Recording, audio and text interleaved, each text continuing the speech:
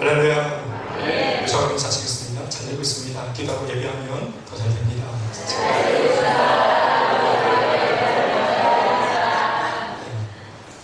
지난주 우리 주일 교회가 큰새 맑은 물이 큰물 맑은 샘이 큰술 맑은 물이 교회 이름이 좀 다른 분이라는 소리가 나요.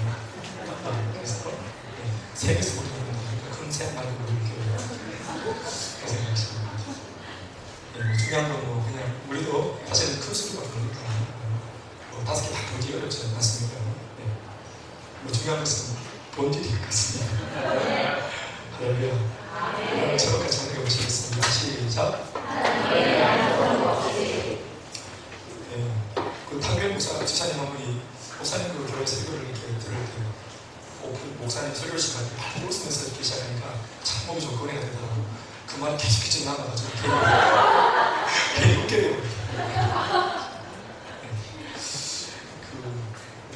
킹콘이라는 영화를 봤는데 거기 물론 이게 이제 가상 영화니까 킹콘이 사는 그 섬에는 이공도 사는 거고 근데 그 여자 미녀를 공룡이 잡아먹으려고 하니까 공룡이 이제 잡아먹으려고 하니까 킹콘이 이제 그 여자 미녀를 금발 미녀를 살려주고 공룡을 때려잡아서 이제 죽여버리잖아요. 보셨어요?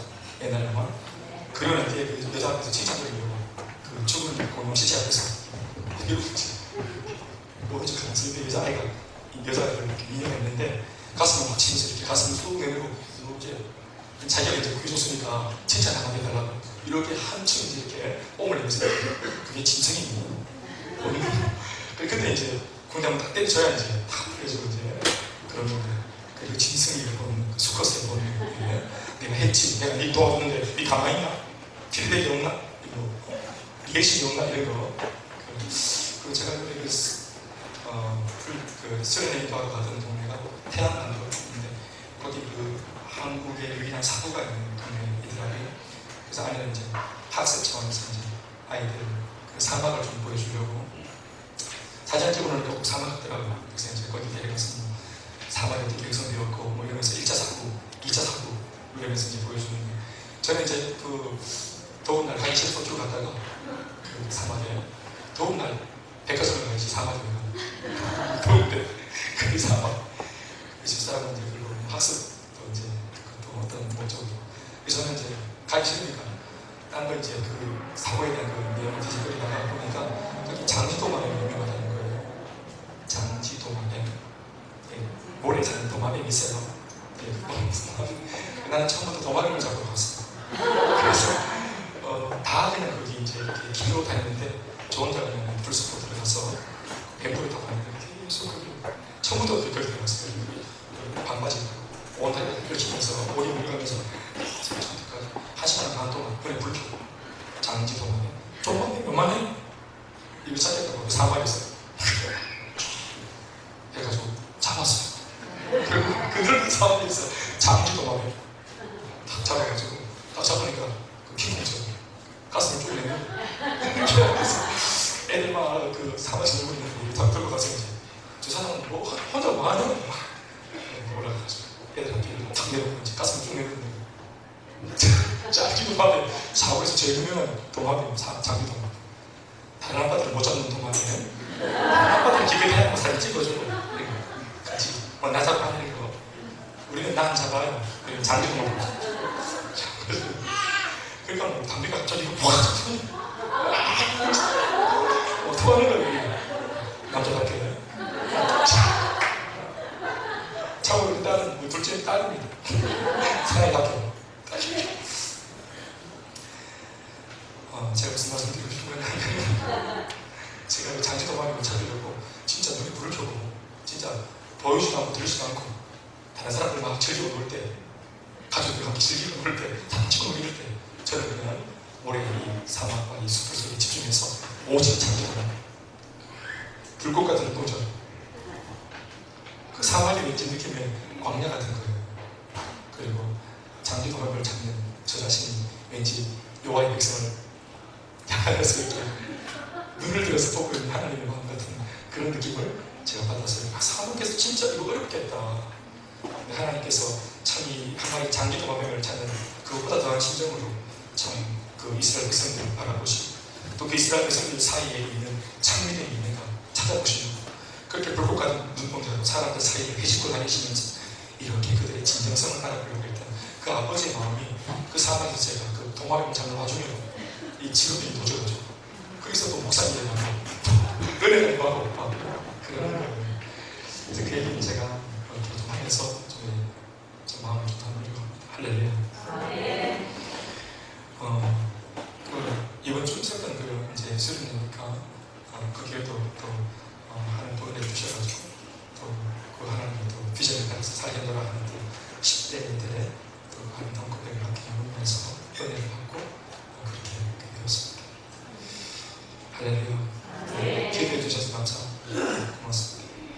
되게 무대에 서기 전까지는 힘들고 몸도 많이 좀 눌리고 그러는데 이 마이크 잡고 딱 서니까 또 설명할 수 없는 힘이 이래도 되나 싶은 그런 힘이 이렇게 나고 또 그렇게 하다가 정신없이 했는데 또 시간이 또 수시간이 지나고 있고 사실 그래서 첫날 밤은 서로 진짜 말씀 한 구절도 1절도 못 들어가고 서로만 했는데 생각이 끝나고 지금 끝나고 그랬는데 너무 미안해가 제가 주체적으로 미안해서 저는 너무 죄송하게 된다고 얘기했더니 아니라고 내가 너무 어려워하고 우리 아이들도 물어보니까 참 어려워하거든.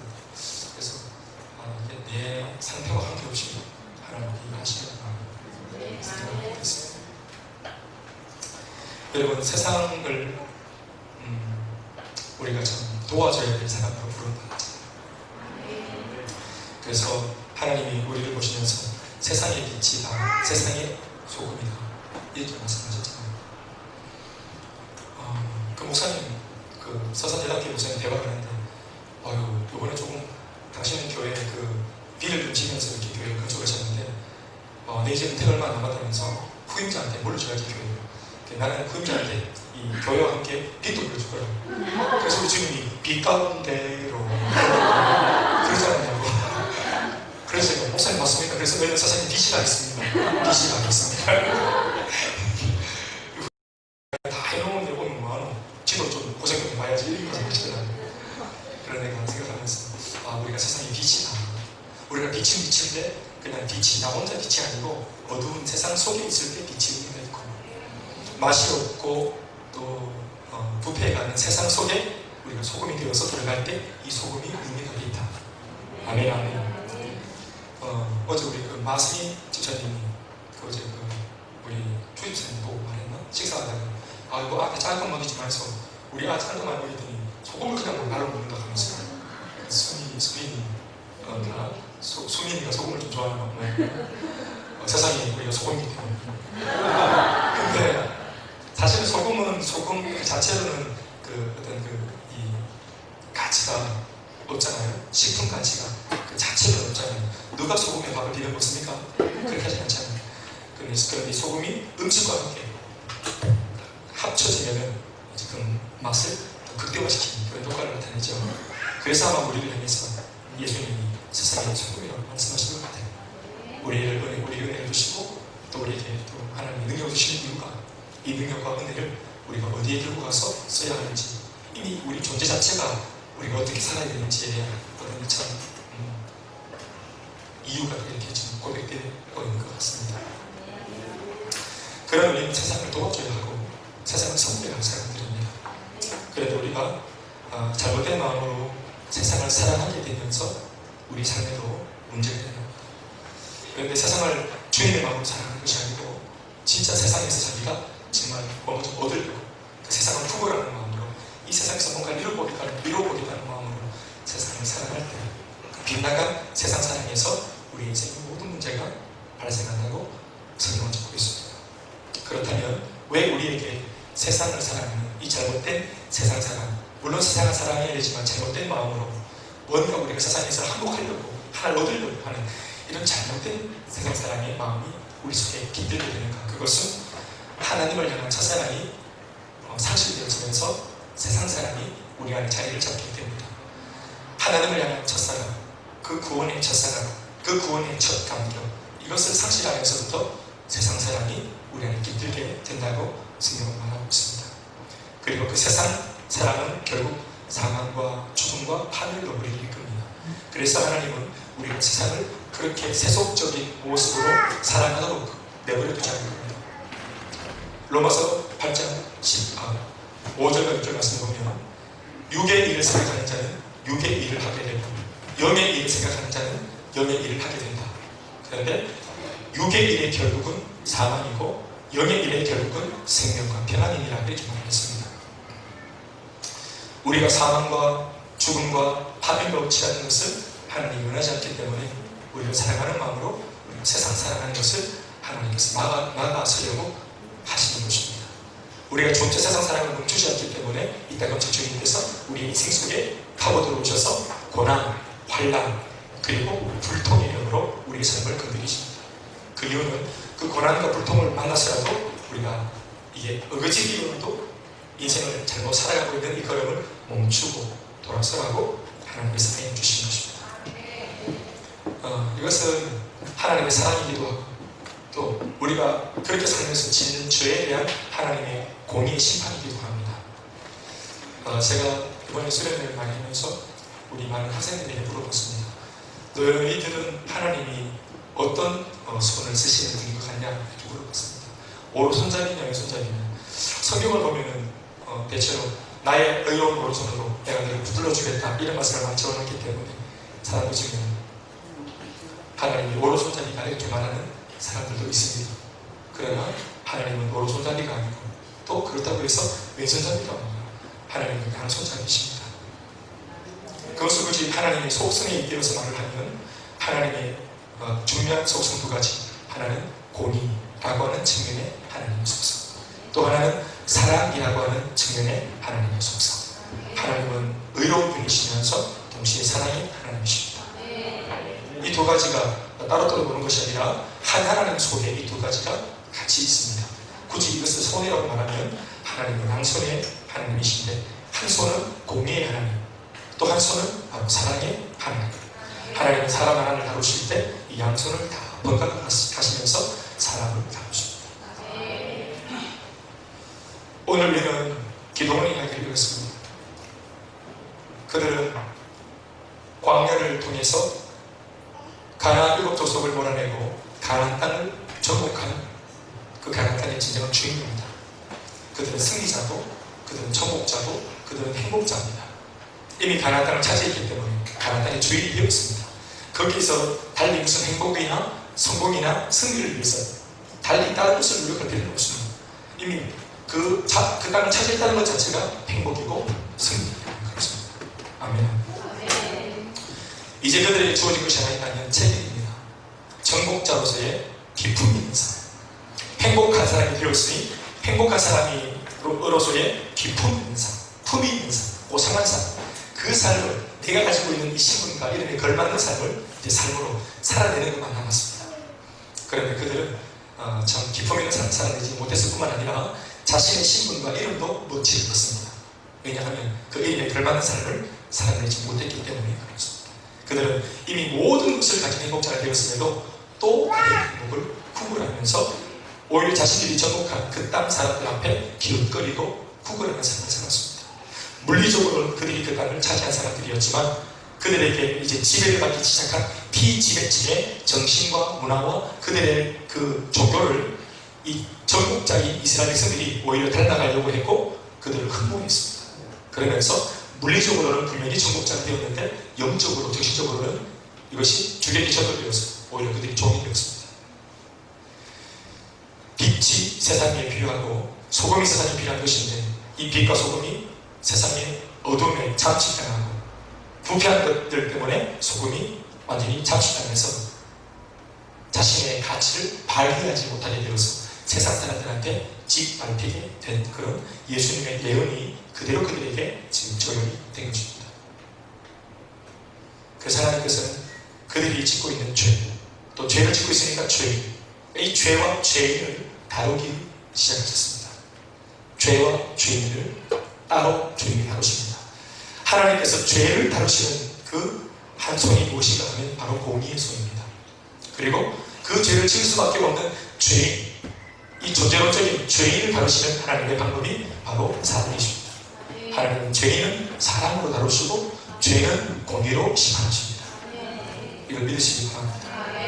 이 공의와 사랑이 함께 갈 수 없습니다. 공의는 공의고 사랑은 사랑이지 이 두 가지가 함께 갈 수 없는 겁니다. 사실은 사람이 만든 말이죠. 사랑의 매. 이건 사람이 만든 말입니다. 사랑이면 사랑이고 매는 매지. 사랑의 매는 뭡니까? 그런 두드려 맞는 놈은 못 이해합니다. 공의는 공의고 사랑이면 사랑이지. 용서는 용서지. 그거 아닙니다. 그런데 하나님만 이 공의와 사랑을 같이 혼용해서 쓰실 수 있는 유일한 분이십니다. 공의와 사랑을 함께 모아놓은 그 결정체가 무엇입니까? 그게 바로 십자가입니다. 십자가는 죄에 대한 하나님의 심판, 그러나 죄인에 대한 하나님의 강렬한 사랑, 이 공의와 사랑이 같이 만족되어진 것이 바로 예수님의 십자가입니다. 오늘 하나님은 이스라엘 백성들을 세상을 사랑하는, 세상을 흠모하는, 자신의 신분과 자신의 그 어떤 하나님 주신 축복의 모든 것을 변질시키고 말았던 이스라엘 백성들을 하나님이 돕고 살리기 위해서, 그들을 다루기 위해서 미디안 그리고 아말렉 동방의 연합 군대를 이스라엘 백성들 그 진영으로 끌어들이셨습니다. 그리고 그들은 그것 때문에 7년을 고생했습니다. 참 신기한 것은 지난번에 말씀드린 것과 같이 이 이방인들은 다른 시대의 이방인들과 달리 이 시대, 기도원 시대의 이방인들은 몰려와가지고 뭐만 싹 가져간다 했습니까? 사람의 생명은 하나도 건들지 않고 의식주만 싹 가져갔습니다.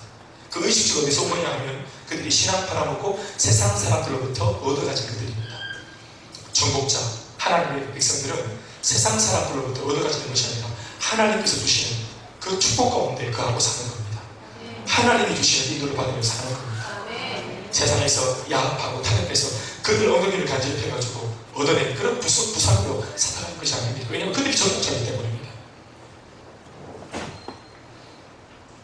그들은 잘못 이해했습니다. 신분과 자신의 이름과 삶의 내용은 전혀 매치하지 않았습니다. 그래서 하나님께서 이것을 지금 수술하고 계십니다. 7년 동안이나 이 어려움을 당하자 그들은 비로소 소리내어 기도하기 시작합니다. 7년 만에. 오늘 직접 말씀 보시면 이스라엘 자손이 미디안으로 말미암아 여호와께 부르짖었다 이렇게 하고 있습니다. 기도한 것입니다. 그런데 그들이 학자들의 변형에 의하면 진심으로 하나님 앞에 회개하고 죄를 뉘우치고 기도한 것이 아니라 너무 힘드니까 하나님 앞에서 그렇게 불평을 토로하듯이 이렇게 자신의 신세 한탄을 하듯이 그렇게 막 기도 비슷한 것을 했다고 그렇게 평가를 합니다. 왜냐하면 뒤에 가서도 보면 그들이 온전하게 회개한 적이 없기 때문에 그렇습니다. 아무튼 그들은 뭐 버릇처럼 습관처럼 하나님을 불렀습니다. 그것도 7년 만에. 아무튼 하나님은 그들의 그 기도 같지 않은 기도에 응답을 하시기로 마음을 먹고 움직이기 시작합니다. 그러면서 제일 먼저 손을 들어서 일하시는 하나님의 손이 하나 있었는데 그 손이 바로 소개되었던 공의의 손이었습니다. 오늘 말씀 8절부터 10절까지 있는 말씀입니다. 이 말씀, 세 절의 말씀을 다 같이 읽어보시겠습니다. 시작. 여호와께서 이스라엘 자손에게 한 선지자를 보내시니 그가 그들에게 이르되 여호와께서 내가 지시하신 말씀을 이스라엘 하나님 내가 너희를 애굽에서 인도하여 너희를 인도하여 전시에서 나오게 하여 애굽 사람의 너희를 향한 모든 자의 손에서 너희를 건져내고 그들을 너희 앞에서 쫓아내고 그가 너희에게 주었으며 내가 또 너희에게 이르기를 나는 너희의 하나님 여호와이니 너희가 보다 아무리 사랑의 땅에 진실을 들어가서 하지 않았으나 너희가 내 목소리를 듣지 아니하였느니라 하시더라. 따라합시다. 너희가 내 목소리를 듣지 아니하였느니라. 너희가 내 목소리를 듣지 아니하였느니라. 이 말씀 뭐예요? 한마디로 말하면 너희들이 내 말씀 앞에 불순종했다 이 말씀입니다. 하나님께서 말씀하십니다. 거창하게 말하지 않고 그들이 기도하자 하나님께서 한 선지자를 보냅니다. 우리가 이 말씀을 읽을 때 주목할 것은 한 선지자가 누구인가 하는 것입니다. 왜냐하면 그 시대 상황이 사사기였기 때문에 그렇습니다. 사사기는 하나님의 침묵하는 시기고 하나님이 그들의 기도에 응답하지 않는 시기입니다. 하나님 말하지 않습니다. 그런데 간헐적으로 또 이런 경우와 같이 그들이 너무 지금 어려움을 당하고 곧 죽어가는 그런 그 마지막 3개월이면 그 어떤 부분에서는 하나님께서 그들을 아주 죽이는 것 자체가 목적이 아니기 때문에 그들이 기도를 했을 때 하나님께서 스포이드의 노란방울을 그들의 입술에 적셔주는 것 같이 분명히 한 선지자를 그들에게 보내셔서 말씀을 들려줍니다. 한 선지자가 한 일은 다른 것이 아닙니다. 그들에게 7년 동안의 이 고통을 끝낼 수 있는 비법을 알려준 것도 아니고 이 모든 불통을 어떻게 하면 극복할 수 있는가 해결 방법을 말해준 것도 아닙니다.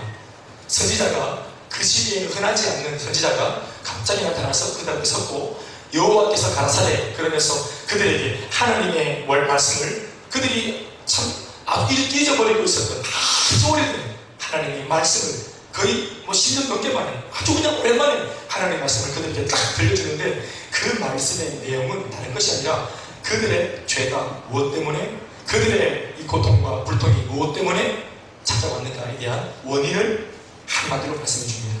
너희들이 왜 이렇게 뒷싸게 고통당한 줄 아나? 왜 너희들이 몸부림치고 그렇게 애를 써도 그렇게 농사를 지으려고 애를 쓰거나 아니면 모든 이 농사 지은 것을 추수할 때가 되어졌을 때 왜 하필이면 이 먹거리 문제만 미디안 족속들이 와가지고 싹 들어가는 줄 아나? 왜 너희들이 먹고 마시고 입고 이렇게 살아가는 문제, 이 생필품의 문제, 왜 너희들이 이렇게 이 땅에 살아갈 때 필요한 모든 것들을 왜 하나님이 그런 것들만 건드리는 줄 아나? 먹고 살아가는 이 고민은 하나님의 백성이 한 고민이 아닌데 먹고 살아가는 고민은 하나님의 백성이 해야 될 고민만은 아닌데 너희들은 이 땅을 살면서 이 땅의 정복자가 되어서 행복자가 되어서도 오직 더 먹고 더 입고 더 마시는 것에만 열중하고 하나님이 주신 축복도 모자라서 오히려 세상 속에서 기웃거리며 세상도 함께 거머쥐려고 오히려 너희들이 정복한 세상 사람들한테 고개를 숙이고 너희들이 아합했던 그것이 죄라는 거예요. 그러면서 달아내지를 말하는데 듣기에는 매우 거북했겠지만 그들에게 너무나 식상한 말인지 모르겠지만 출애굽의 이야기를 알려줘요. 너희들 하나님이 너희들을 어떻게 출애굽시켰고 400년 종살이에서 너희들을 어떤 기가 막힌 방법으로 너희들의 손끝 하나 된 것이 없고 너희들이 구원받는 것이 있어가지고 너희들이 조금의 공로도 보탠 것이 없고 노력한 것이 아무것도 없었지만 하나님의 전적인 은혜로 너희들을 건져내었고 40년 동안이나 수많은 이방인들을 만났을 때 너희들은 아무런 능력이 없지만 하나님의 전적 은혜로 너희들을 어떻게 도우셨는가를 너희들이 기억하고 있지 않느냐. 그러면서 출애굽의 말씀으로 그들에게 뭔가 은혜를 상기시켜줍니다. 이 말씀은 단 한 가지로 뭡니까? 첫사랑입니다. 너희들이 어떻게 구원받았는가? 너희들이 오늘 이곳까지 어떻게 왔는가? 세상에서 가장 인정하기 어려운 하나님의 살아계심에 대해서 너희들이 인정하고 내 지식이나 내 자랑으로 내 노력으로 내 능력으로는 절대로 믿을 수 없는 그 예수님을 하나님의 은혜로 이렇게 믿고 있는 하나님의 백성이 된 이 사실이 얼마나 놀라운 은혜입니까? 지난날 받았던 수많은 기도의 응답들 하나님이 하셔서라고 많은 사람들한테 간증했던 그 수많은 간증들 정말 하나님 살아계신다고 사람들 앞에서 팔짝팔짝 뛰면서 무언가 대단한 것을 발견한 것처럼 자신 인생에서 최고의 가치를 발견한 것처럼 감격하며 눈물로 많은 사람들 앞에 간증하고 기뻐했던 그 주님의 응답들, 그 구원의 응답들 그러면서 평생 나는 주님을 위해서 살겠다고 말했던 그 수많은 그 감격 속에서의 고백들 말 안 되는 잊었는지 모르겠지만 한 번 들은 나는 그 고백을 잊지 않고 있다. 그러므로 나는 네가 말한 그대로 살아내기를 지금도 기대하고 있다. 난 너를 기대한다. 넌 잠시 가봐뒀지만 이것이 너의 본심이 아니잖아? 넌 잠깐 지금 방황하고 있지만 이게 지금 너의 본심이 아니잖아? 잠시 시험된 거 어쩔 수 없어서 지금 너 그렇게 한 거잖아? 99% 네 손의 시간이 다 죽었다 할지라도 남아있는 1%에 나는 기대하고 있다. 하나님의 사람이기 때문에 말씀을 들려주면 반응하게 된 것입니다. 고목나무처럼 죄를 짓고 타락하고 타락해서 완전히 싹 말라버린 뿌리 뽑힌 고목나무처럼 죽어있는 것처럼 보이지만 봄이 오면 다시 새카맣게 타버린 것 같은 고목나무에서 새 손이 돋는 것처럼 하나님께서 이 말씀을 통해서 그들에게 뭔가를 기대하고 계신 겁니다. 하나님 어떻게 보면 참 야박합니다. 지금 낭떠러지 그때 목숨을 살려달라고 외치고 있는 그 사람에게 선지자가 왔으면 손 내밀어 건져줘야지, 구원해줘야지, 이 모든 어려움을 탈출할 수 있는 비법을 알려줘야지 겨우 한다는 게 말씀 하나 들려주는 거예요. 첫사랑을 기억해라. 그 구원의 첫사랑을 잊어버렸기 때문에 세상 사랑이 들어온 거라고 원인을 짚어주고 계시는 것입니다. 이것이 바로 하나님의 공의의 측면입니다. 하나님 그들의 죄가 왜 왔는지, 죄가 뭔지, 그게 왜 죄인지 사실 참 너무 인색한 분 같은 느낌을 줍니다. 그러지 않아도 세상에 매를 맞아서 눈이 이만큼 보이고 온몸에 지금 안식생애가 되어있는 그 여호와의 백성을 다시 한번 이 말씀으로, 너무나 옳은 말씀으로 들으면 막 그냥 간단히 서늘해지고 양심의 가책을 받는 막 그런 말씀으로, 왜냐하면 그들이 지금 이제 그들도 알고 있기 때문에. 그런데 굳이 하나님께서 너 나를 팔아먹었기 때문 아니야? 이 너무 교과서 같은 정답을 딱 말할 때 사람들 속에 얼마나 이 갖다니까 것도 힘든데 지금 그게 말이라고 하나요? 그러나 하나님께서는 그들을 구원하고 응답하기 전에 그들에게 말씀으로 그들의 죄를 지적하십니다. 그리고 그 선지자는 첫사랑을 잊은 것 때문이라 말만 하고 가버렸습니다. 그리고 그들은 아무 일도 일어나지 않았습니다. 여전히 고통 속에 있습니다. 그리고 또 다른 선지자가 오지 않았습니다. 이것이 이스라엘 백성들이 보는 하나님의 모습입니다. 참 인색하시네. 참 우리도 뭐 한계 없어가지고 말을 못하겠습니다만 참 하나님 참 어지간하시네. 자, 이런 하나님만 보시면 어떻습니까, 여러분? 입장 바꿔서 여러분들이 예를 들어서 좀 방황하고, 그래 맞아요, 주님 말씀 맞아요, 네 주님 옳습니다, 아니고 주님은 참 모든 걸 알고 계시는군요, 나 그래 주님 팔아보고요, 나 못된 짓 하다가 이렇게 지금 완전 막아먹고 지금 망하고 있습니다 주님. 그런데 굳이 또 말씀으로 제가 나를 질질 밟아야 되겠습니까?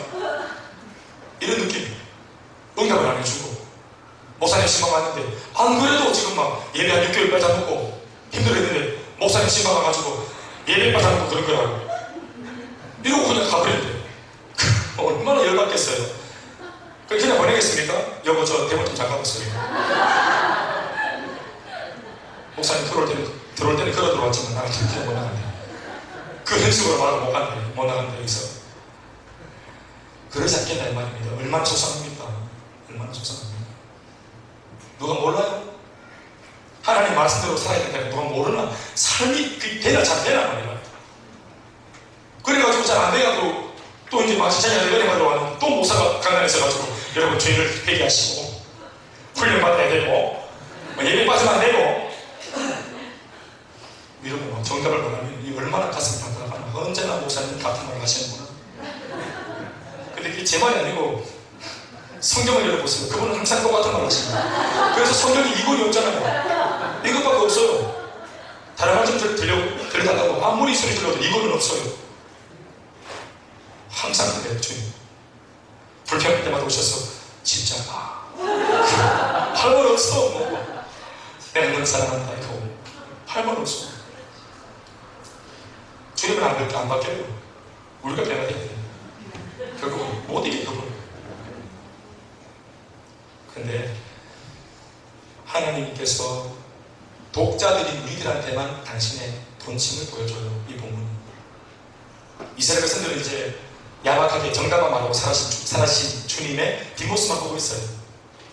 야박하다, 참 너무하다, 냉정하다 주님, 이런 느낌 받아요. 그런데 하나님께서 말씀을 딱 던져놓고 정답을 딱 들려주고 등을 돌리신 하나님이 뭐라고 있는가? 또 다른 손을 들어서 그분이 뭔가 부시럭부시럭 일을 하기 시작합니다.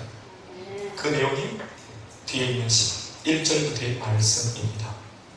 우리 그분이 뭐 하시는지 한번 읽어볼까요? 11절부터 12절까지만 읽어보죠. 시작. 여호와의 사자가 내 제자 여호와에게 속한 오다에 이르러 당신이 나와야 할지라. 당신과 세 아들 기도니 미련한 사람에게 알지 아니하여 이를 곧 그에서 살아가더니. 할렐루야. 11절 시작. 여호와의 사자가 기도에게 나타나되 큰 용사여 여호와께서 너에게 이르시되. 하나님께서는 하나님의 대안이 될 수 있는 사람, 그 시대의 사람들에게 진짜 해답을 줄 수 있는 사람 하나를 찾아가십니다. 지금 나라가 어려움을 당했습니다. 이것은 더 국민적인 문제입니다. 이 문제의 스케일이 대단히 큽니다. 그런데 하나님께서 이 문제 전체를 다루시기 위해서 당신이 지금 하시는 또 다른 해법은 사람을 찾는 것이었습니다. 왜냐하면 하나님께서 그렇게 일을 하셔야지 사람들이 조금 더 인간적으로 하나님을 이해할 수 있기 때문에 그렇습니다. 그래서 하나님께서 그냥 당신이 알아서 뚝딱 도깨비 가방처럼 해치는 것이 아니라 하나님의 사람을 찾아가서 하나님의 사람을 일으켜 세우고 그 사람을 그 시대의 대안으로 세워가시는 작업을 굳이 그렇게 하십니다. 할렐루야. 사람들은 하나님이 그렇게 일하시는 줄 몰랐습니다. 너무 은밀하게 일어난 일이었기 때문에 백성들은 아무도 눈치채지 못했습니다. 지금 하나님이 백성들을 버린 게 아닙니다. 백성들을 살리기 위해서 그렇게 냉정한 말씀을 하셨지만 또 다른 한 구석에서 하나님은 구원의 작업을 일으키고 계십니다. 이게 너무 은밀하게 일어났기 때문에 사람들은 모릅니다. 그리고 이것이 너무 은밀하게 일어나고 있었기 때문에 사탄마저도 마귀마저도 지금 이 한 사람이 이 시대의 응답이 될 수 있다는 사실에 대해서 전혀 계산하지 못합니다. 이것이 하나님의 일하시는 것입니다. 무지한 자를 들어서 똑똑하다고 말하는 자를 부끄럽게 하시고 없는 자를 들어서 있다고 오리 주는 사람을 부끄럽게 하시는 이 역설의 하나님이 그날도 그렇게 일을 하시고 계신 것입니다. 우리가 알다시피 시대의 대안으로 기도원을 찾으신 하나님 눈동자 앞에 또 우리의 눈동자 앞에 이 기도원은 역사의 무대 위에 등장할 멋진 히어로 사사로 이제 앞으로 등장하게 될 인물인데 오늘 이 역사의 무대 위에 찬란하게 등장하게 될 이 첫걸음의 첫 모습에 오늘 기도원의 모습은 어떤 모습으로 묘사되고 있습니까? 오늘 하나님 말씀을 들어보면 그 기도원을 딱 발굴하고는 주님 말씀에 큰 용사다. 네가 이 나라의 이제 팬법이다. 나는 너를 뛰게 한다. 네가 이 백성들한테 답을 줘라. 이렇게 말씀하고 오셨는데 정작 우리의 눈에 볼 때는 이 기도원의 모습 그냥 기도원이 아니라 기도원이 지금 어떤 일을 하고 있었는지 그 기도원의 어떤 그런 모습이 상세하게 묘사가 되어 있잖아요. 이런 걸 통해서 인간적으로 접근해보면 주님의 판단이 이게 틀린 판단이 아닌가 싶은 그런 생각마저 들 정도입니다. 기도는 뭐라고 했었습니까? 밀을 포도주 틀에서 타작했다. 타작이라고 말하니까 무슨 거창한 무슨 곡식을 이렇게 베가지고 타작한 것처럼 보이지만 이 밀을 손에 올려가지고 이렇게 부벼가지고 껍데기 후 이렇게 쭉쭉이 날려가지고 안에 있는 알곡을 목에 탁 틀어넣는 이런 일을 하고 있었어요. 이걸 타작이라고 해서 타작. 얼마나 이것이 손에 주머니에 있는 이 땅콩 캐러멜, 마산 땅콩 캐러멜 이거 꺼내가지고 이렇게 까가지고 이게 먹는 거 똑같은 거예요. 모두가 다 배고파서 굶주리고 있는데 금식하고 다 기도하고 있는데 저기서 누가 이렇게 앉아가지고 우리 동정이 기자님 쭉 앉아가지고 보시다 보시다 땅콩 캐러멜 까가지고 몰래 먹는 이런 모습. 근데 주님이 비오셔가지고 큰 용사, 동질사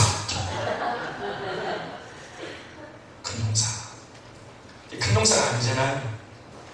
너무 못난 모습인데 너무 이기적인 모습이고 자기밖에 모르는 쪼잔한 모습인데 그런 이 기도원 하필이면 그런 짓을 하고 있는 기도원의 그 모습 속으로 주님이 찾아오셔서 큰 용사라고 그를 불러내고 있습니다. 이것이 바로 하나님의 또 다른 손이 하고 있는 일입니다. 여러분 이 말씀을 좀 더 묵상하기 전에 여기에서 우리가 마음속에 좀 하나님을 이해할 필요가 있습니다. 여러분들은 하나님의 어떤 손을 보셨나요? 여러분들 눈앞에 자주자주 발견되어지는 하나님의 손은 어떤 손인가요? 그분의 손에 자주 매가 들려있지 않았나요? 그분의 입에서 들려오는 말씀은 내가 원했던, 내가 듣고 싶었던 음성이기보다는 내가 들었을 때 참 많이 마음속에 부담이 되고 오늘 또 일이 맞습니다. 오늘 이 시간 내가 견뎌야 되겠다. 어떻게 하든지 정신 똑바로 차리고 절대로 무너지면 안 되겠다. 이런 어떤 고집을 부려야만 하는 어떤 그런 말씀들로 찾아오실 때는 없습니까? 내가 도저히 용서하기 싫은데 하필 내가 앉아있는 그 자리에서 선포되는 말씀은 내가 먼저 용서해야 된다고 자꾸 내 마음속에 내가 원치 않는 내가 하기 싫은 말씀을 자꾸 들려주실 때 그렇게 나를 압박하실 때 하나님 정말 너무하다 싶은 그런 마음이 생길 때 없으셨습니까? 그런데 심지어 예수님도 어떻게 말씀하셨어요? 제자 살아라. 땅끝까지 증인되어라. 불신자를 살려라. 이러고 우리 가운데 막 지상 대명령이랍시고 얼마나 무겁고 힘든 주제를 주시고서는 돌아서가지고는 가만히 계셨던 것이 아니라 당신이 부시럭부시럭 이 모든 자기가 시킨 일을 실제로 인간들이 할 수 있도록 제자들이 할 수 있도록 성령을 준비하시고 그들에게 보내시고 성령이 그들 마음속에 역사하시고 담력을 주시고 은혜를 끼쳐가지고 결국은 그 예수님이 하라고 하신 일을 하게끔 만든 주체도 결국은 주님이신 겁니다. 그러니까 결국은 주님이 양천으로 명령하신 분이 실행도 하시는 이런 일을 하십니다. 우리는 뭐예요? 우리는 그 사이에 겁내지 않고 주님 내가 쓰임받기를 한다고 말하는 그런 순종하는 사람으로 있으면 되는 거예요. 하나님께서 이스라엘 백성들이 죄 때문에 망하고 있다는 것을 알려줬어요. 그거 중단되어져야 돼요. 그런데 고통을 주지 않는 그 이 중간에 아무런 지금 계획이 없어요. 그래서 하나님이 고통으로 일단은 딱 제어시켜놓고 나서 이 모든 삶을 뒤집어 엎기 위해 하나님의 한 사람, 하나님의 단 한 사람을 지금 만나고 계십니다. 심지어 기도원 자신도 내가 해법이 될 수 있나, 자기가 자기를 봐도 황당할 정도로 내가 해법이라고요. 내가. 하나님 하신 말씀이 큰 목사 기도원아 여호와께서 너와 함께 하신다 하니까 기도원이 아멘 할렐루야 하고 이렇게 한 게 아니고 바로 짜증이 나죠. 짜증이. 주님 좀 딱 듣자마자 기도원 굉장히 이 사람이 이런 면이 있는 사람입니다. 그냥 덮어놓고 아이고 아버지 하나님 오셨으면 이게 아니고 말씀 딱 하니까 확 대들어버립니다. 주님 오시는 대들어 큰 용사야. 뭐야? 하나님 너와 함께 계시다. 뭐라고? 하면서 이 오늘 읽은 긴 말씀, 이 긴 말씀 내용 중에 거의 반이 이 기도원의 불편입니다. 준비하고 있던 멘트를 확 날리는데 두 가지로 원망합니다. 첫 번째 원망의 내용이 13절에 적혀 있습니다. 다 같이 읽어볼까요? 한 절의 말씀 시작.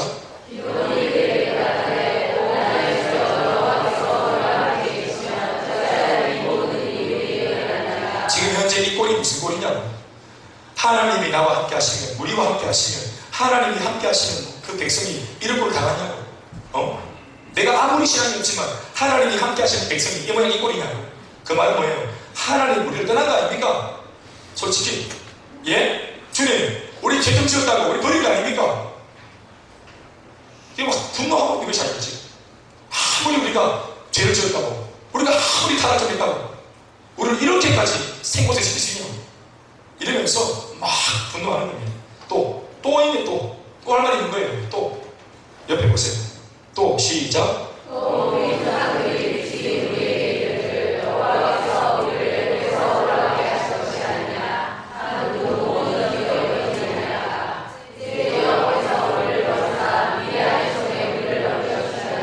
첫 번째 기도원의 원망이 뭐냐 하면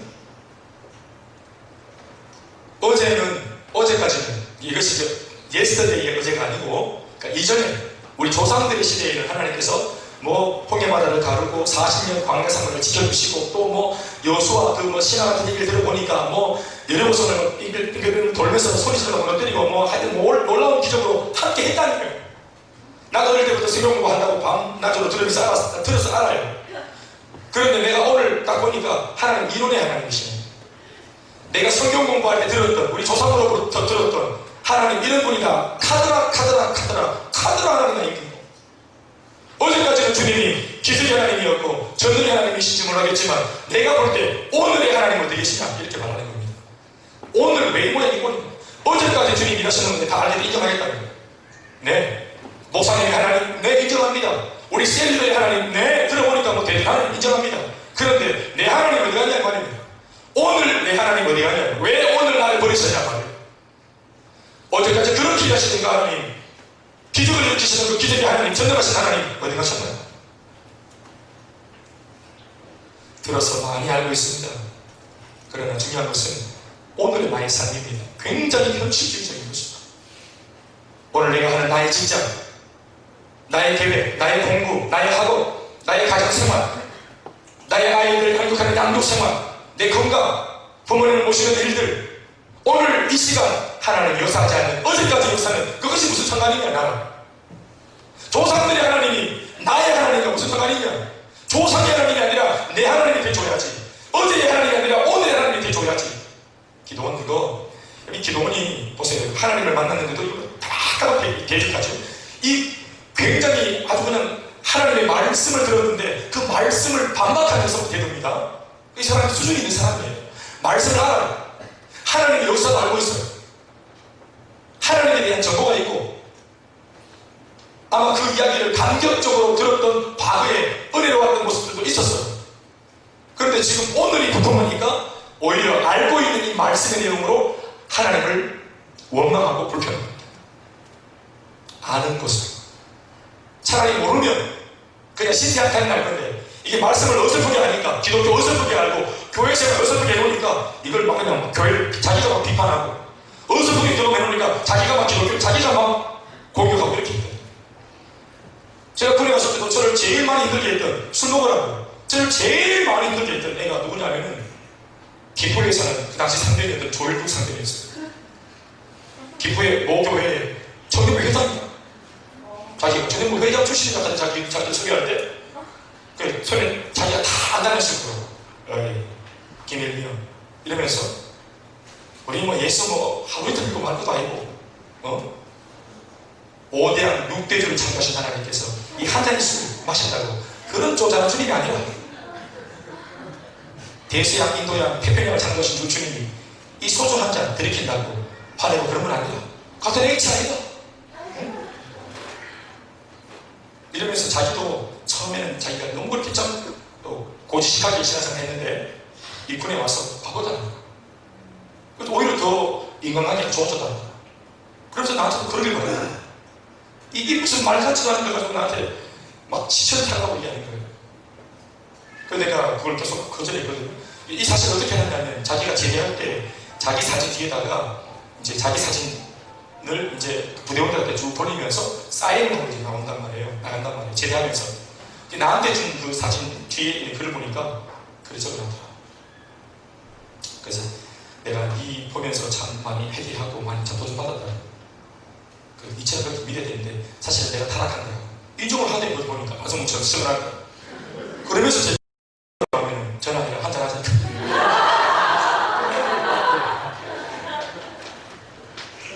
지금도 이름을 기억하고 있습니다. 그 양반 별명이 피바다였습니다. 제일 악독한 사람. 피를 4대까지 때리는 게요. 그 불신자보다 더 악한 거예요. 이게 예수를 어서 부디 믿다가 타락하니까 더 악한 거예요. 특별히 예수를 믿고 이제 신앙생활하는 아이들을 이 전단 맨날 거예요. 지가 다 한다는 거예요. 어설프게 하는 사람들이 여러분 이 어설픈 말씀으로 더 사람을 힘들게 합니다. 예수 다 한다는 거예요. 교회 다 한다는 거예요. 기독교 다 한다는 거예요. 어릴 때 쪼고파이 먹으러 교회 몇 번 다니는 거 빼놓고 모르면서 그걸 인정하지 않아요. 기도는 마찬가지입니다. 이론의 하나님, 어제 하나님, 이게 오늘의 하나님 아닙니까? 불평과 오만이 막 일어납니다.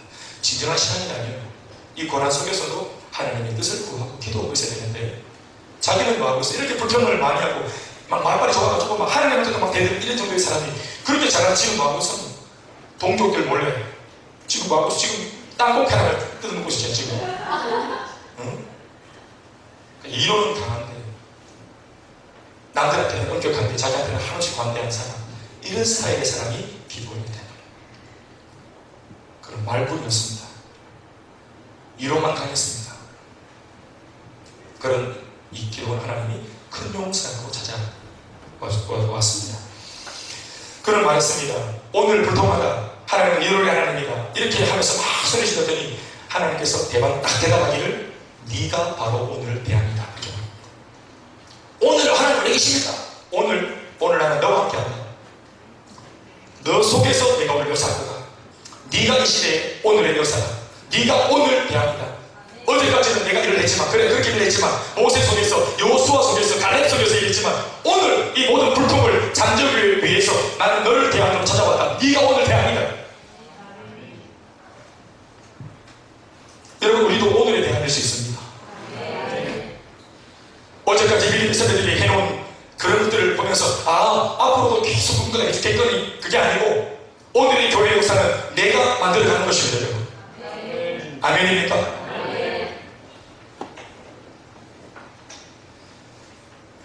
불통에 대한 원망하자 하나님은 네가 오늘 대안이다 하셨습니다. 그러자마자 또 그가 반박합니다. 주님 말씀을 듣는 14절 말씀입니다. 다 같이 읽어봅시다. 시작. 여호와께서 그를 향하여 이르시되 너는 가서 이 너의 힘으로 이스라엘을 이게 하소서. 네, 계속. 내가 너를 보낸 것이 아니냐. 네가 대하니까. 그랬더니 15절 말씀에 그가 바로 또 말꼬리를 잡아서도 원망합니다. 시작. 그러나 기도는 그에게 대답하되 오 주여 내가 무엇으로 이스라엘을 구원하리이까. 보소서. 나의 집은 문화세 중에 극히 약하고 나는 내 아버지 집에서 가장 작은 자입니다. 따라합시다. 가장 약하고 가장 작은 자입니다. 하나님 말씀은 하시기를 네가 대안이다 그렇게 하니까 기도에 하는 말이 내가요. 그러면서 평소 자기가 자기를 생각하는 이야기를 하는 거예요. 뭐냐면 우리 집안 보세요. 우리 집은 12지파 중에서 제일 작은 므낫세 지파예요. 그리고 므낫세 지파 중에서도 우리 가문은 제일 작은 가문이고요. 우리 아버지는 제일 초라하고 못난 아버지고요. 그 아버지 밑에 많은 아들들이 있는데 나는 그 아들들 가운데서도 가장 못난 제일 작은 자예요. 약하고 못났고 부족하고 제일 작다. 이것이 바로 기도원이 자기 자신을 평가하는 평가의 내용입니다. 누가 뭐라 그래도 기도원은 항상 나는 작다. 우리 집은 초라하다. 우리 집은 가난하다. 왜 이런 아버지가 내 아버지일까? 나 정말 힘들다. 이거 평소에 자기가 가지고 있는 자기 생각이에요. 자기 집, 자기 가문, 스펙이 없는 자기의 어떤 삶, 못 배운 아버지 밑에서 못 배우고 배경이 화려하지 못하고 태어날 때부터 뭔가 이 출생 성분이 다르고 12지파 가운데 또 하나님께서 제일 복을 안 줘가지고 이렇게 작아버린 므낫세 지파 하나님 때문입니다. 주님이 우리를 약하게 만들었잖아요. 우리 집을, 우리 아버지는 나를 초라하게, 작게, 부족하게. 내가 뭘 가지고 있어요? 하나님은 네가 대하는가 했더니 기도원이 바가가 뭡니까? 내가 무엇으로 이스라엘을 구원하니까? 그가 뭡니까? 하나님은 네가 답이라 했는데 기도원은 말하기를 내가 무엇을 가지고 오라고 말합니다. 그게 무슨 말입니까? 기도원은 시대에 쓰임받고 뭔가 대단한 일을 하려면 그 무엇인가가 있어야 한다고 하는 생각을 가지고 있는 겁니다. 그 무엇이 없다는 거죠. 돈도, 학벌도, 배경도 그 무엇이 없다는 거예요. 아무리 하나님의 사람이지만 그래도 뭔가 하려고 하면 그 무엇인가가 있어야 된다고 기도는 고집을 합니다. 그 무엇이 없다는 거예요. 그런데 하나님께서 반박한 그에게 바로 또 답을 주십니다. 16절 말씀 다 같이 읽습니다. 시작. 여호와께서 그에게 이르시되 다 같이 시작. 내가 반드시 너와 함께하리니. 다 같이 합시다. 내가 반드시 너와 함께하리니. 미디안 사람을 한 사람 취득하리라. 능력의 근거가 뭐라고요? 그 무엇이 아니라 스펙이 아니라 내가 너와 함께하는 것이 능력이다. 내가 반드시 너와 함께하리니. 너 혼자 가는 거 아니다. 기도구나. 내가 반드시 너와 함께하리다. 물론 세상적인 것이 있으면 더 좋겠지만 지금 이 상황에서는 그런 것이 없어도 내가 너와 함께할 때 나의 능력이고 너의 능력이고 내가 너와 함께하면 내가 일하는 것과 같은 징대 없는 놀라운 하나님적인 역사가, 신적인 역사가 네 싸움 가운데 나타나는 것이다. 오히려 네가 못 가졌기 때문에 내가 일할 수 있다. 네가 만약 그 무엇인가가 있어서 그 무엇인가를 의지한다면 내가 제한되고 말 것인데 네가 그 무엇이 없기 때문에 내가 마음껏 네 속에서 에브리싱으로 일할 수 있다. 네 상태가 비워져 있고 아무것도 없기 때문에 내가 마음껏 일할 수 있다. 할렐루야. 이것이 하나님께서 보시는 기도의 일꾼 모습입니다. 세상의 생각과 영적인 생각은 참 다른 것 같습니다. 세상 일은 여러 가지가 많이 갖춰지면 더 좋을 수 있겠지만 주의 일은 이런 것들이 준비 안 돼도 하나님께서 은혜를 주시면 하는 것입니다. 저도 무슨 능력이 있습니까? 제가 아무리 스펙이 없습니다. 극동방송에서 한번 제가 뭘 강좌를 맡아가지고 볼펜을 달라고 했는데 드릴 필요가 없는 거예요. 그래서 큰 소망을 생 교회 다니는 모습 이런 거 좋습니다. 그랬더니 그 담당자가 계속 뭔가를 얘기하시는 거예요. 그냥 무슨 말을 하는지는 알겠지만 아무것도 없습니다.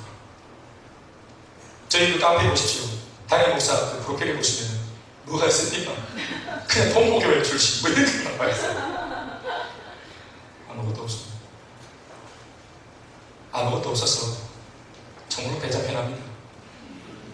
정말 배자기 편합니다. 이런 말씀 어떨지 모르겠지만 저희 집에는 설교를 참고하는 주석책도 하나 없습니다. 목사적인 주석책이 하나도 없습니다. 저희 집은. 이게 굉장히 위험한 일이죠. 우리 100% 목사입니다. 제가 목사 잘못하면 절대 안 하는 거예요.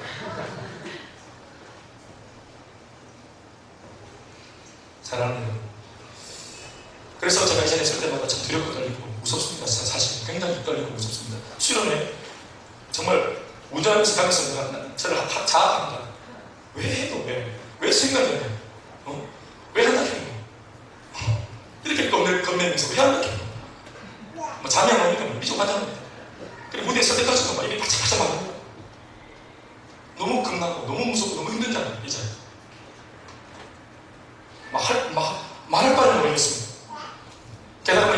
정말 좌불극하면 막 저는 근데 정말 다이가 좋습니다. 정말. 내가 지금 막 졸게 만들고 있는 것 같다 싶고 막 예병을 자전한다 싶고 막 바로 말 끊고 도망가버리고 싶어요. 이 방 안으로 문 꼭 잡고 안 나오고 싶어요. 나오라고 소리 질러도 안 나오고 싶고. 제가 설교를 해보니까요, 뭔가 제가 잔뜩 이거 내 오늘 전해가지고 막 그냥 이 기가 나처럼 두두두두 따라가지고 벌써 만들었는데 무슨 준비를 많이 했을수록 더 막 마음이 막 힘들더라고요. 어떻게 하는지 내가 다 쏟아버리더라고요. 제가 준비를 하지만 어느 정도 의견이 남겼을 때 사실은 그 설교 참 편합니다.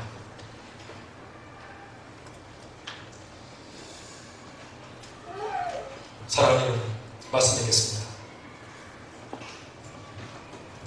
오늘 설교 제목이 여러분들에게 묵상거리가 되었으면 좋겠습니다. 하나님의 양손 법칙입니다. 언제나 하나님께서 전혀 다른 두 가지의 모습으로 일하십니다. 심지어 나를 향한 주님의 그 사랑의 일하심은 결코 내 눈동자 앞에서 보이는 데서 움직이지 않습니다. 언제나 내 눈앞에 체감적으로 보이고 만져지는 그 하나님은 굉장히 많은 부분에 있어가지고 야박한 주님이실 때가 많습니다. 그렇지 않아도 힘든 나에게 모진 말씀으로 찾아오시고 여지를 주지 않는 말씀으로 그렇게 찾아오실 때가 많습니다. 그리고 뭔지 모르겠지만 말씀으로 자꾸만 나를 다그치는 것 같고 나를 몰아붙이는 것 같은 그런 하나님이실 때가 많습니다. 실제로. 그런데 다른 한편에 보이지 않는 곳에서 하나님은 내가 나를 궁지에 몰아서 떨어지게 만드시지만 쿠션을 준비하시고 위기의 순간에 나를 잡아주신 응답의 사랑을 준비하시는 겁니다. 여러분 잘 보십시오. 하나님께 이런 마음이 있는 겁니다. 사랑하는 아들아, 너 지금 이게 이 약이 참 쓰지만 네가 이 약을 입에 딱 넣는 순간 이게 꼭 필요하기 때문에 이걸 입에 넣을 수밖에 없지만 이 약을 네가 입에 넣는 순간 바로 내가 주머니에서 박하사탕 바로 내가 네 입에 넣어주겠다고 이미 아버지 주머니에 박하사탕 들어있는 겁니다. 그런데 웃긴 건요, 하나님의 양손 뭉치기만 있는 게 아니고 제가 묵상하다가 부끄럽고 진짜 너무 부끄러운 걸 알게 됐어요. 나한테도 양손 뭉치기다는 거예요. 하나님께서 너 약만 먹으면 사탕 넣어준다, 두려워하지 마라, 이렇게 말씀하시는 그 주님의 양손 뭉치. 그러니까 박하사탕은 눈에 안 보이니까 내 입에 자꾸 쓴 것을 넣어주는 하나님이 얄밉고 아주 야박한데 나도 하나님께 양손으로 얘기하는 거예요. 하나님, 내가 원하는 축복을 주시면 내가 헌신한다 아닙니까? 지금 내 주머니에 헌신, 순종, 충성이 들어있어요. 하나님, 이건 안 보이는 거예요. 주님 확인을 하지 마세요. 사람 어떻게 보시고 지금 내가 주님 이번에 승리 지켜주시고 연금 올려주시고 집을 한 80명은 튀겨주시고 도마와 명감을 남자 붙여주시고 뭐 자꾸 이렇게 해서 복을 주시면 내가 주머니 헌신 은혜입니다. 헌신 내가 더 주님 앞에 잘할 겁니다. 이걸 제가 묵상하다가 알게 되면서 막 이런 막 너무 부끄러운 거예요. 그게 제 모습인 거예요. 주님이 지금 내 마음을 회복해 주시면 내 좀 더 잘하겠습니다. 주님이 내 마음속에 뭔가 막 충만함을 주시면 나만 더 잘하겠습니다. 주님 나 아시죠? 나 하는 놈이잖아요. 내 안에 열정도 있고 충성기도 있고 내 다 쏟아볼 수 있어요. 주님. 그런데 지금 이해가 되겠어요. 주님. 그러니까 뭔가 좀 내가 원하는 것들을 채워주세요. 아, 나도 하나님 앞에 이렇게 뭔가 팬팅을 하고 있더라고요. 얼마나 이게 시급방지고 이게 얼마나 버릇스럽고 너무 이게 막 하나님의 양손 법칙을 묵상하다가 내 안에 있는 양손 법칙을 발견하면 부끄러워져. 이 팔을 그냥 다리 어떻게 막 비틀고 싶어. 내가 하나님 한없이 하나님과 내가 흥정하려고 하고 계산적이고. 그래서 안 보이는 하나님을 믿음으로 똑바로 봐야 되겠다. 눈에 보이는 하나님, 지금 권한을 주고 시련을 주시는 뭔가 좀 마음에 소화하기 어려운 이 아버지 하나님, 이 하나님을 내가 다 소화하기 위해서는 이 이면에 이 고난 귓자락에 주머니 속에 알사탕을 넣고 입안 가득히 쓴맛 때문에 인상을 찌푸릴 수밖에 없는 내게 이 달고 단 사탕을 입에 넣어주시고 어깨를 도닥여 주시려고 모든 것을 준비하고 계시는, 그러나 그러한 사랑의 하나님은 눈에 보이지 않기 때문에 믿음으로 우리가 신뢰하고 바라봐야 됩니다. 그분 그 사랑의 주님은 눈앞에 나타나지 않습니다. 그래서 이것은 믿음으로 봐야 되는 겁니다. 매질을 당하면서 잠들어 있는 아이는 지쳐가지고 아빠 원망을 내가 잠들어 있지만, 우리 부모님은 어떻습니까? 새벽에 잠 못 자다가 새벽 2시나 3시쯤에 아이만 들어가서 오늘 배추리 딸이 때린 그 아이 그 바지 종아리 걷어가지고 그 종아리를 만지면서 눈물이 얼마나 쏟아집니까? 저도 그렇습니다. 저는 아이한테 제가 소리를 이렇게 한번 지르면 제가 반드시, 지금까지 그랬습니다. 제가 반드시 사과를 했던 것 같습니다. 담비야, 아빠가 차를 타고 가다가 너무 화가 나서 버럭화를 했는데 아빠가 좀 상태가 좀 안 좋았어. 아빠 너무 미안하다. 아빠가 화내고 미안하다. 아빠 용서해줘. 내가 우리 아이한테도 그렇게 용서한다는 말을 들어야지 아이가 힘을 뽑고 자겠더라고요. 근데 아버지의 마음이 그런 거 아닌가 싶어요. 하나님 아버지의 마음. 그렇다고 하나님께서 사랑을 먼저 내보이면서 너 이거 견디면 내가 줄 거니까 이거 기도를 쓰는 거예요. 우리의 성장과 성숙을 위해서. 이거 한 가지, 오늘 한 가지만 기억합시다. 눈에 보이는 손 이면에 반드시 하나님께 보이지 않는 사랑의 손이 있다는 것을 좀 믿읍시다. 우리가 인내하면 반드시 그 끝이 해피엔딩으로 반드시 마무리 될 수 있습니다. 믿습니까 여러분? 제가 어제 우리 주집사님, 조용수 집사님 어제 개원 사무실 열었는데 거기 가서 이제 말씀을 전하면서 우리 너무 잘하는 말씀을 제가 나누었어요. 이 말씀으로 마무리하고 싶은데, 우리가 잘하는 말씀이죠. 네 시작은 미약하지만 네 나중은 신이 찬미하리라. 자, 여기 보세요. 이 말씀에 이미 우리의 처음과 끝이 이미 기록되어 있네요. 주 대표님, 그렇죠? 시작에 대한 이야기가 나와 있고 이 사업의 끝에 대한 이야기가 나와 있어요. 그렇죠? 시작은 어떻다는 거죠? 미약해요. 그리고 실제로 이것이 이 말씀대로 응답되어서 시작을 보니까 미약하더라고요.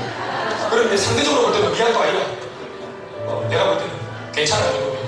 네. 또 얼마나 또 토요일날 또 사람들이 많이 축복해주고, 시작 자체도 안 미약하지만 사실은 미안하다. 진짜 시작은 미약해.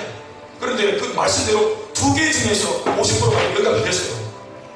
그런데 사업하는 이 양반한테 하나님이 강력하게 이미 약속하고 있는 나머지 다른 손, 그게 뭐래요? 다른 손이 뭐래요? 심히 창대할 거래요.